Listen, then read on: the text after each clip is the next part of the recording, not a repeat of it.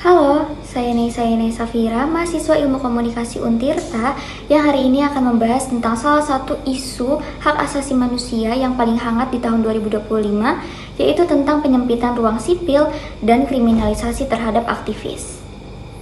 Bayangkan 2 minggu sebelum menikah, seseorang harus berhadapan dengan penyergapan dari 24 personel polisi dini hari.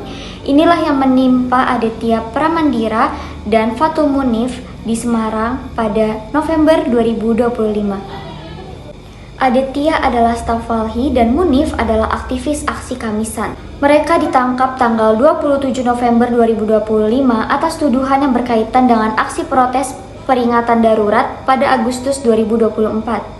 Menurut laporan Amnesty International Indonesia, kasus ini bukan insiden tunggal. Sepanjang paruh waktu tahun 2025 saja, terdapat 104 pembela HAM yang menjadi korban serangan dengan kepolisian sebagai aktor terduga utama dalam 20 kasus. Bahkan, lembaga pemantau mencatat ada sekitar 1.100 aduan dengan dugaan pelanggaran HAM yang masuk hingga Mei 2025. Angka ini menunjukkan bahwa kondisi penegakan hukum di negara kita sedang tidak baik-baik saja. Secara umum, keduanya dijerat pasal berlapis, pasal 45A ayat 2 UU ITE tentang ujaran kebencian dan pasal 160 KUHP tentang penghasutan di muka umum. Namun, jika kita bedah menggunakan kacamata hak asasi manusia, penangkapan ini mempunyai 3 catatan serius. Yang pertama, tentang pelanggaran prosedur negara hukum. Walhi menyebut ini sebagai arbitrary arrest atau penangkapan sewenang-wenang karena dilakukan tanpa pemanggilan saksi terlebih dahulu. Hal ini bertentangan dengan prinsip due process of law. Yang kedua, efek gentar atau chilling effect, yang dimana penggunaan UU ITE dianggap sebagai alat untuk menakut-nakuti warga agar tidak lagi kritis.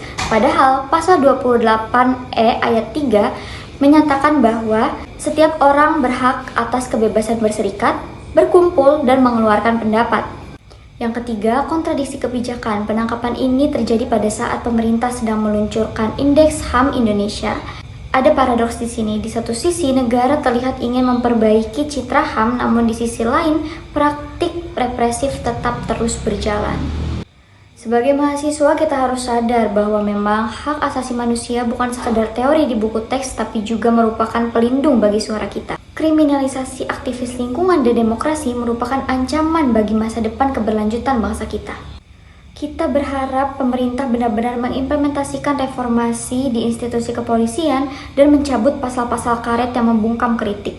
Sebab, tidak ada demokrasi yang sehat tanpa ruang bicara yang aman. Ayo terus kawal hak asasi manusia di Indonesia, ayo terus bersuara lebih keras karena warga jaga warga, warga melindungi warga seperti yang terjadi di Sumatera.